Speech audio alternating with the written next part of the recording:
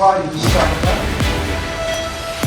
كما كرر وكلا المفتى عليهم طلبات وأقوال السابقة.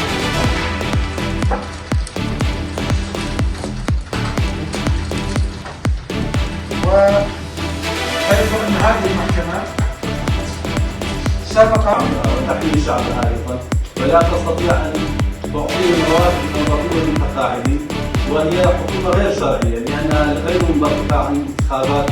قد أكد على حقوقنا العراقيين وأكد على مساواة المواطنين جميعا في الحقوق والواجبات والمساواة في